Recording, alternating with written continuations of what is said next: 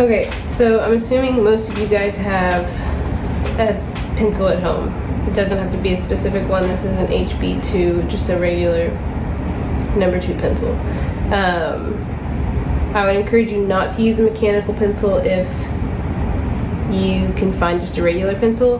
The reason is because the lead is a little bit thicker on a regular pencil, and you can use the side of it, which is important for adding value in drawing. So I have the other ones that I just did here. If you're interested in using pen, watercolor, or oil pastels, check those videos out. Most of you have used pencil a lot, but I thought I would just give a tutorial anyways. So a lot of times you struggle with having like specific lines showing up instead of just like a nice soft gradient. And if you're struggling with that, one, probably because you're drawing like this, like you would write. So you need to choke back on your pencil and use the side of the graphite to add value. And the more you use the side of a pencil, the softer it will become and the flatter it will become. And it's a lot easier to slowly add value smoothly. So like I said, or you don't have to watch the other videos, but in the other videos I said that this paper is really coarse, and so it's going to show more speckledy look, making up all sorts of words as I do this, instead of like a flat surface that you would have if you were using, let's say, a printer paper or like a multi-purpose drawing paper. And so depending on your paper, your value could look a little different than mine. Now notice the direction that I'm going as I add value. I'm going in like a round fashion because I want this to look like a sphere and not like a 3D sphere and not like a 2D ball. Or sorry, like a 2D circle. So you always want to go in a cross contour fashion. So if I were just going straight like this, up and down, all the way across, it would show my value, but it wouldn't show form. And so to get that form, that three-dimensional look, you want to make sure that you are going in kind of a roundabout where you're following the form of the object. And so I'm just laying some darker value down right here. It's really more of like a mid-tone. I'm going to come back over this area and get even darker. And so most mediums that you work with, it's kind of a back and forth kind of game. It's not like you do one section and then you call it quits. You just kind of lay down the material and then you push your darks and you make sure your highlights stay light, if that makes sense. And I know sometimes you feel like going in that directional line doesn't make a difference, but it really does. Okay, so my highlight is over here. It's kind of hard to see, I think, in the video. So I'm trying to make sure, well, I tend to make it like up here, but so mine's gonna be more like right here probably. And I have this paper tape, so I can't move it, and so it's harder for me to do certain directional lines with my paper when I can't move my paper. I learned this because I just started videotaping myself, and I've noticed how much I move my paper. And so for these videos, I'm trying not to move my paper, but it makes it less difficult for me to for my hands to go in the direction that my eyes want them to go when I can't move my paper. If that makes sense. So I'm doing my best, but I kind of have to move my whole body. Like going like this feels very unnatural to me. In the other video that I made, I said that if something feels uncomfortable or unnatural, it's probably because it is, and you probably should move your paper to correct that, because making art should always feel natural. If it feels awkward, change it up so that it doesn't. So notice I pull up on my pencil a little bit whenever I, one, need to push harder or need a little bit more control for certain areas, and then I'll loosen up back here as I have kind of like a mid-tone value. So I'm going to go ahead and leave that area pretty light. So So I want my highlights to be right around here. I'm just gonna make kind of like an egg shape so that I can go ahead and add value here. Now remember, in any medium, you never want to see an outline because that looks kind of like a coloring book. And so you always want to add value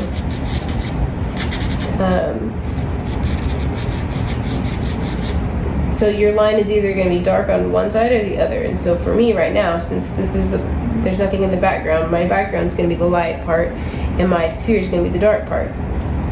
Now down here, when I add a shadow, I'll show you what I'll do there to make sure that shadow pops out. Another thing is I used a funky, I actually used a makeup pencil sharpener because I didn't have a regular sharpener at my house. And so it sharpened my pencil really flat. Normally it would be a longer piece of graphite showing. And so it's kind of affecting how I can use the side of my pencil. So you guys might have the same issue depending on what materials you have at home. Hopefully you have a better set than I do. I'm pretty bad at keeping materials in my house.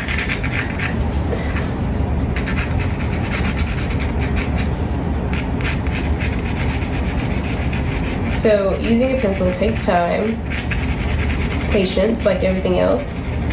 Now I'm kind of going in a circular motion here, just to, I can't go in the direction that I want really. But the thing with different mediums is most of them take time. I think a lot of times we see people make art and we're like, oh, that must have been really simple and easy. But really, it takes time and thought and figuring out where certain things should go. Also, it's important to step back and look at your work once you come to a stopping point to really see what progress you've made and to see what else needs to be done. Okay, so I'm getting really light up here towards my highlights. But if you notice, all of this is about the same value. So I'm going to go back and push my shadows to make this area look more like a highlight versus kind of the mid-tone that I've got going on.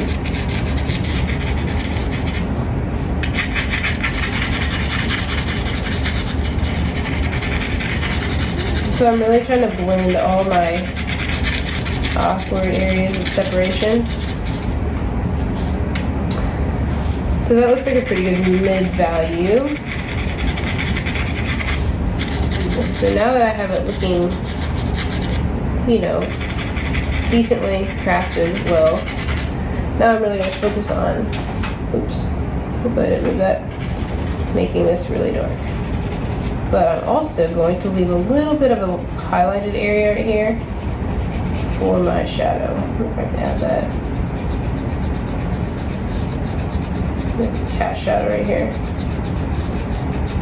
See, I may just have to add it afterwards.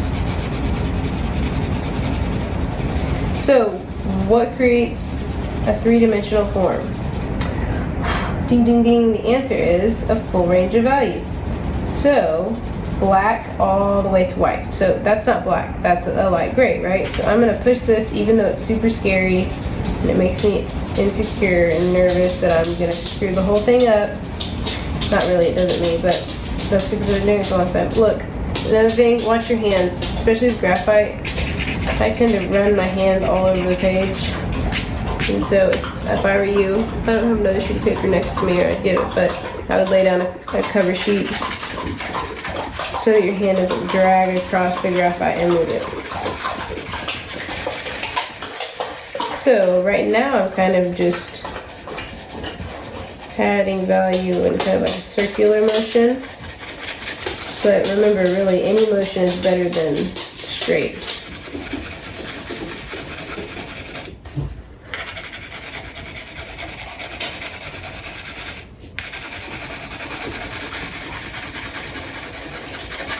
Also, I'm probably going faster right now than I normally would, just because I'm videotaping myself and I'm trying to do this fairly quickly. So, remember, take a deep breath, slow down, turn on a good show, and go a little slower than what I'm doing right now. So I'm just kind of pulling those values up, but as I go, I'm blending, making sure that it all kind of flows together.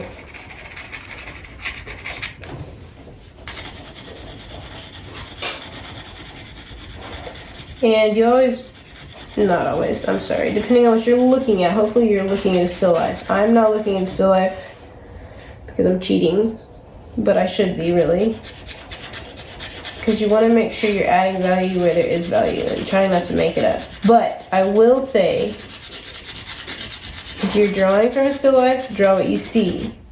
But if you're just making a general piece of art, not necessarily for class, you're the artist, so you do what you think looks the best, and use your image as a reference.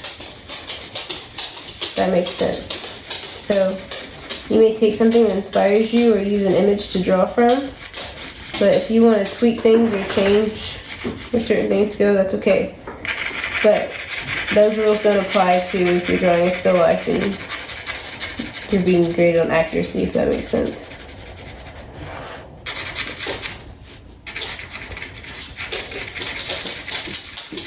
Bowser, lay down. Sorry, that's my dog walking around. Being crazy.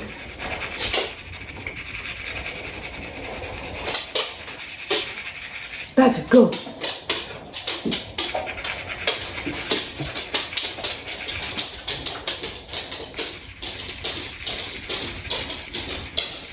Okay, so see how I'm just like really lightly doing this up here? And I mean, there's graphite being laid down, but it's probably hard to see in the video. But it's just about patience and going slow, and back and forth, and giving yourself that freedom to just put down a little bit of graphite and then go back over it. Push it if it feels right. Or it looks right, I guess.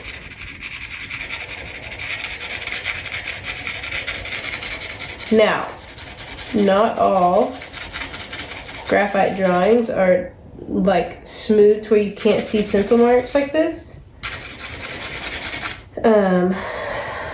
But some are. And so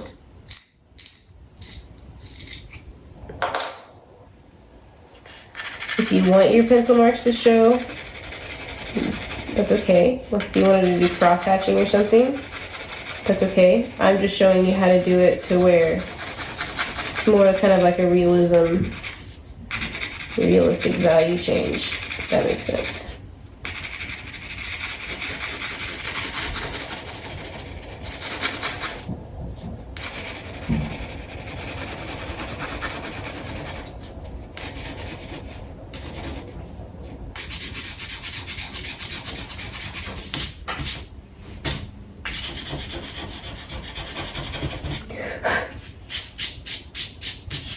Smudging it everywhere. Okay, so now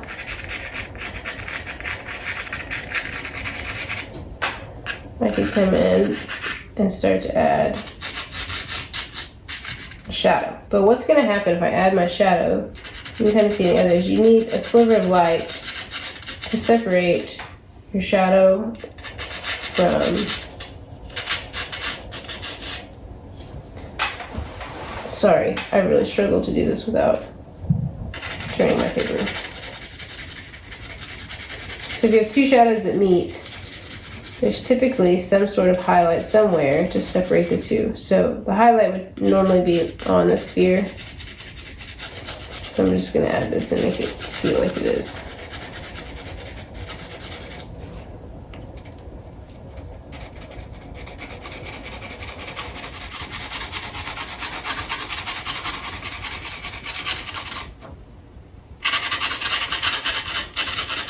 So the further back you hold your pencil, the lighter your values are going to be. And the lighter you can make your values, if that makes sense. The closer up I hold it, the more pressure I can apply.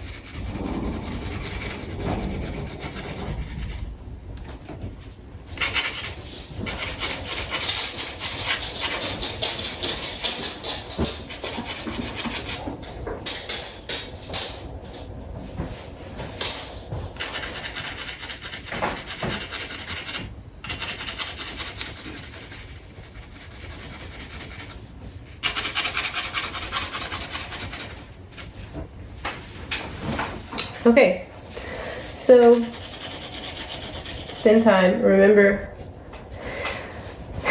to create a light, or to create a line with a medium, your dark has to meet a light and a light has to meet the dark. So light meets a dark, dark meets a light, light meets a dark. So anything that you're drawing, let's say it's your candy still life or your cupcake, every surface needs to meet a contrasting value. So just make sure that you're looking at your values as you go and your lines disappear by the end of the drawing. You don't have any lines. You want it to all to be values meeting each other, if that makes sense. That's determining your line. Honestly, I could probably make these darks come up some.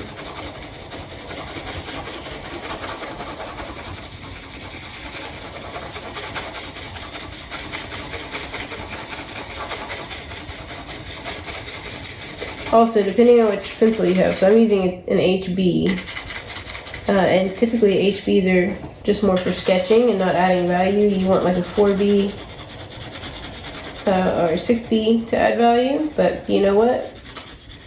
We're remote learning, so we're gonna work with what we have. So 2B is all you have. Just make sure you're using the side of the pencil to press and not the tip of the pencil, because the tip of the pencil will indent your paper. And just press hard.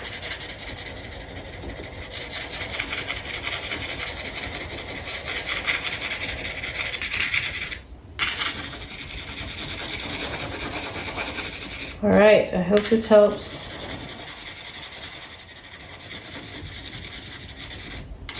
If you are using a pencil, all areas, every single surface should have should have a full range of value. I almost said a highlight, midtone, shadow, but you need all the values in between as well. So every single surface or section of your drawing should have a highlight and a midtone and a value. I'm sorry, show a highlight and a midtone and a shadow. It's late, I'm tired. All right, there you go. There's the sphere.